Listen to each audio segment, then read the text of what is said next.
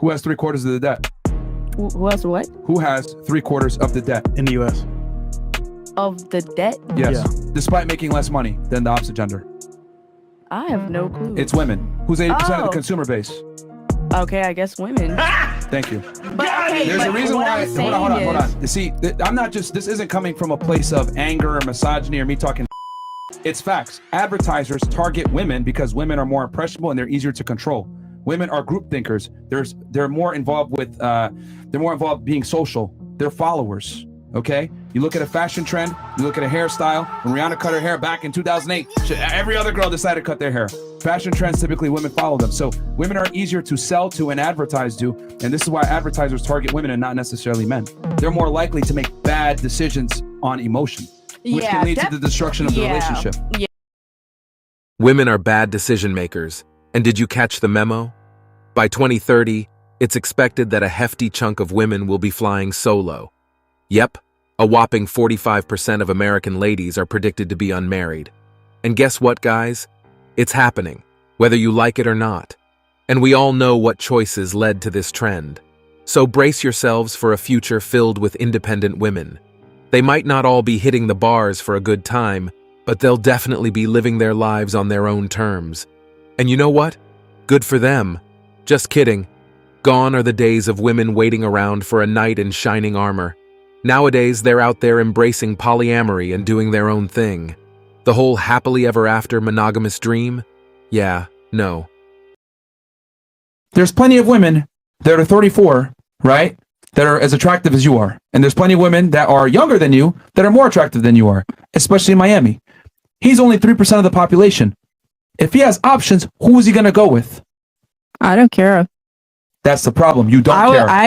How are you going to find a man that is in the 3% if you don't care? I'm not trying to find a man, first of all. You want an exceptional man. Wouldn't it be fair to say that you have to put exceptional effort to find an exceptional man?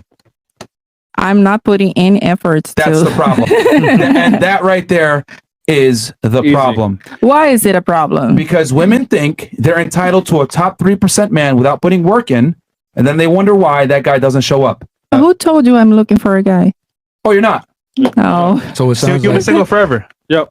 I would be. I mean, I would rather be single forever than compromise who I am to be with a guy. So get ready to see more older single women out there, living their best lives with their furry companions. And for those women who think they can just trade in their old model for a newer one, well, let's just say they're in for a rude awakening. The idea of finding a new hubby at 60? Yeah, good luck with that. Most guys aren't exactly lining up to marry someone who's already halfway to the grave. And hey, take a look around you. How many older ladies do you know who are still happily married? Probably not a whole lot, right? So buckle up, Buttercup. Some of those women who did you wrong, they might just end up facing the consequences. Karma's a real B** teach, isn't it? But look who's coming to the rescue. It seems that the young, single men who couldn't score a date in their own age group are now poised to save the day for older single women. How poetic. Of course, I think this is stupid. Women, as I've mentioned before, have a knack for survival. It's a trait that dates back to the days when the first cave woman realized she needed a man to survive. She cleverly traded her companionship and, let's face it, probably more, for protection and resources from the cavemen. Naturally, other cave women caught on. They decided to follow suit, using their feminine wiles to secure their own protectors and providers. And voila, the cycle began, shaping the course of history. Fast forward to today, and we see the same pattern. Older single women, seasoned in the art of survival, will once again lean on the efforts of men for their well-being. It's a tale as old as time, where women use their charms to ensure their comfort, all while the men do the heavy lifting. So, there you have it. Another chapter in the age-old saga of women outsmarting men to secure their survival. How's that for a twist? Oh, the resilience of women, a truly remarkable trait. Throughout human history, they've managed to thrive without diving headfirst into most conflicts or tackling the bulk of society's grunt work. Despite all the hardships men faced, women persevered and eventually outnumbered them.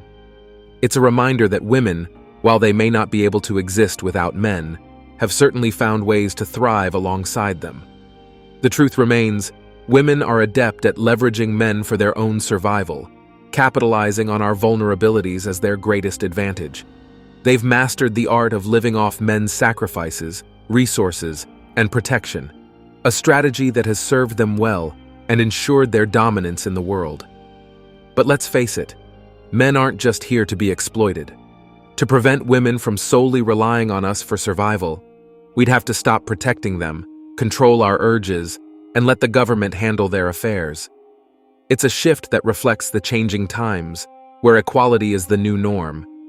Women no longer need us to defend them. They have the government for that.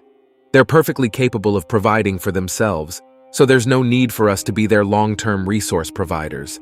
It's a new era, and the days of women and children first are behind us. I always suggest renting over buying. It's a hassle-free way to get what you want. Women in particular will adapt, especially given the current economic downturn and men's growing inclination to go their own way. Don't underestimate women. They're not going to just wither away without support. Remember, there are plenty of men out there, those who idolize women, dream of relationships, and feel lonely, who outnumber us. For any real change to happen, we'd need a significant number of men to adopt a different mindset and either choose to live without women or embrace a more independent lifestyle. But let's face it, that's unlikely to happen in our lifetime. We're essentially at the mercy of women, so don't hold your breath waiting for things to improve for men. In a hypothetical war, we'd be expected to take the hits and defend women before they ever had to lift a finger. This is why I believe women will always outlive men. But even if some women end up living alone, do you really think they'll stay that way until the end? It's worth considering whether they'll truly be single forever. While it's probable, can we be certain they won't experience loneliness down the road? Well, let's pause and really think about it. There's a substantial and growing number of men, both young and old, who find themselves single and lonely because, frankly, their female counterparts just aren't interested. Now brace yourselves for some unpleasant news, folks. Based on the current research, it's highly likely that many of these older single women won't be kicking the bucket solo. Nope. Instead, they'll figure out a way to survive and thrive, using their feminine wiles to prey on lonely young guys and older unmarried men who struggle to attract women their own age. So, no dying alone for these ladies. It's a harsh reality, but men, bless their hearts, are often willing to overlook warning signs in their quest for intimacy. It's a testament to just how strong the desire for companionship or relief can be, with many falling prey to settling for anything less than genuine connection. And here's the kicker. Even if we hope women would learn their lesson, too many men are willing to sacrifice everything they've worked for just to fulfill their need for intimacy. It's a bitter pill to swallow, but it's the sad truth. Let me drive this point home. If you think most men will suddenly wake up and end relationships despite knowing the realities of the red pill, you're in for a rude awakening. Even those who've sworn off relationships may find themselves back in one, especially if they've lost touch with the red pill message. For those few determined souls set on remaining single and passing away alone, hold your ground. Just be aware that re-entering the dating scene means giving up your independence, peace, and quiet for the demands of a relationship. If you're fine with that, carry on. There's a surplus of young men out there with time, energy, and promising futures, a prime catch for older women. Instead of an older man who might lack the vigor, these women could have a partner to care for them and their health for years to come. They'll get someone young, energetic, and financially stable. What more could they ask for?